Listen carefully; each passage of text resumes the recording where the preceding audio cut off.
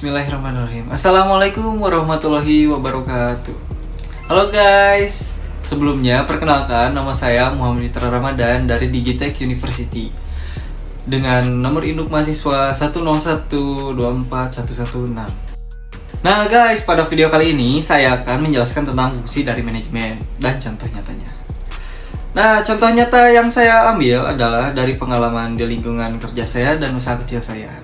Dan video ini juga bertujuan untuk memenuhi tugas UTS saya dari mata kuliah pengetahuan manajemen.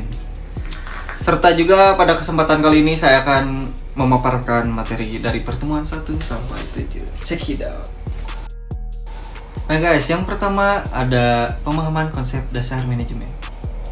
Contoh yang saya alami pada UMKM ini, saya bersama 2 orang teman saya, yang dimana manajemen diterapkan yaitu perorganisasian.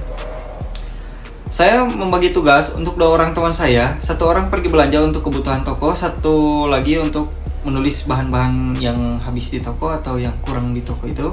Jadi setelah semua terpenuhi, saya memberi arahan kepada teman saya untuk menyiapkan bahan-bahan yang sudah tersedia dan mulai membuka toko untuk menjual produk usaha. Nah di sini juga ada pengendalian. Setelah semua selesai, kami kerap kali berkumpul untuk membahas tentang biaya pengeluaran income yang didapat serta statistik penjualan setiap harinya, di mana setiap hari kami mengevaluasi kinerja agar biaya pengeluaran lebih kecil dibanding pendapatan.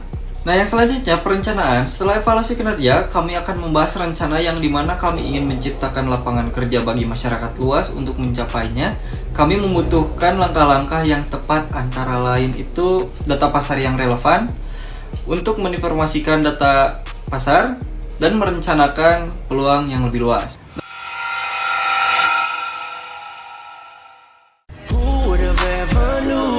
That we would ever be more than friends, but railroad white breaking all the rules. She like a song played again and again. That girl, like something of a poster. That girl is a damn they say. That girl is a gun to my holster. And she's running through my mind all day. Nah guys, di sini yang kedua ada perencanaan dalam organisasi. Pada usaha Fit Project menerapkan analisis SWOT. Yang pertama, strength atau kekuatan. Permintaan tinggi seperti bisa request sesuai konsumen, terus biayanya juga tergantung pemasangannya juga. Terus ada weakness, kelemahan, persaingannya ketat karena sudah banyak bengkel variasi di kalangan anak muda sampai orang tua yang memakai motor atau mobil yang hedon gitu. Yang bagus lah gitu kan. Nah, yang ketiga ada opportunities atau peluang. Kerjasama dengan toko dan brand. Jika kerjasama dengan toko, kita bisa membeli bahan dengan harga yang lebih murah. Jika bersama brand, kita bisa lebih menaikkan nama brand tersebut. Nah, yang terakhir ada threat atau ancaman. Kenaikan bahan baku ini adalah ancaman yang sangat berbahaya karena semakin tren atau viral yang diaplikasikan ke motor atau mobil itu, sewaktu-waktu bahan itu akan naik. Nah, yang selanjutnya, yang ketiga, perorganisasian dalam organisasi. Nah, saya pernah bekerja di PT Sujas Bali sebagai mekanik helper dengan struktur organisasi fungsional. Setiap bagian seperti mekanik utama, mekanik helper, dan administrasi memiliki tugasnya yang jelas sesuai keahlian. Struktur ini membuat komunikasi jadi lebih mudah karena setiap orang tahu melapor ke siapa.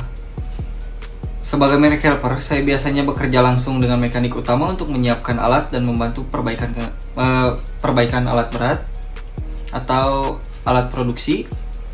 Namun ada tantangan dalam komunikasi dengan bagian administrasi yang kadang butuh waktu lebih lama karena fokusnya berbeda.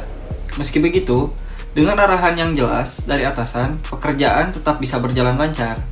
Struktur ini cukup efektif untuk tugas teknis, tapi perlu perbaikan dalam koordinasi antar bagian. Nah guys, yang keempat di sini ada materi, teori, dan gaya kepemimpinan. Saat bekerja di PT Sujas Bali, saya sebagai mekanik helper, saya pernah memimpin tim kecil untuk menyelesaikan perbaikan alat produksi dengan tengah waktu yang ketat. Dalam situasi ini, saya menerapkan gaya kepemimpinan transaksional, di mana saya fokus pada pembagian tugas yang jelas dan memastikan setiap anggota tim menyelesaikan tanggung jawabnya tepat waktu. Gaya ini efektif karena target pekerjaan menjadi jelas dan semua anggota tim termotivasi untuk menyelesaikan tugas dengan baik. Namun tantangan yang saya hadapi adalah menjaga semangat tim, terutama ketika ada masalah teknis yang membuat pekerjaan lebih sulit Dalam situasi ini saya belajar bahwa memberikan apresiasi kecil dan menjaga komunikasi yang terbuka sangat membantu menjaga motivasi anggota tim. Nah, yang kelima guys, ada pengendalian dalam organisasi. Pengendalian yang saya alami adalah saya menerapkan SOP sebelum bekerja di lapangan. Di sana juga saya bekerja seperti keliling pabrik, terus mengecek suhu AC. Selain itu juga di sana banyak chiller dan freezer, dan selalu mengadakan pengendalian defrost dan cleaning di ruangan ABF, dan selalu memperbaiki kendala pada mesin produksi yang rusak. Nah, yang keenam guys, yang keenam di sini ada pengaruh lingkungan eksternal. Ini kembali lagi ke poin pertama, dimana di usaha UMKM saya, untuk solusi eksternal mungkin kami akan membatasi orang-orang yang berhutang serta menambah stok agar memenuhi kebutuhan konsumen. Nah guys, di sini yang ketujuh ada sumber daya manusia, pengelolaannya ya. Nah di Fit Project yang poin yang kedua tadi, mengelola fungsi SDM melalui beberapa tahap. Nah guys, yang pertama dalam rekrutmen dan seleksi. Kita menggunakan metode eksternal dengan memposting lowongan pekerjaan di media sosial seperti Instagram dan Facebook. Seleksi dilakukan melalui wawancara untuk menilai kecocokan kandidat dengan posisi yang dibutuhkan. Selanjutnya untuk pelatihan, perusahaan kami memberikan pelatihan khusus bagi karyawan baru agar mereka lebih siap bekerja. Pada tahap pengembangan, perusahaan juga mendorong karyawan untuk aktif mengikuti pelatihan tambahan dan berpartisipasi dalam komunitas motor di Bandung ya. Terakhir ada evaluasi, dilakukan menggunakan metode manajemen by objective, bisa disebut juga MBO, untuk menilai efektivitas proses rekrutmen, kualitas karyawan yang diterima, dan tingkat retensi karyawan dengan harapan perusahaan menjadi lebih fokus dan berkembang.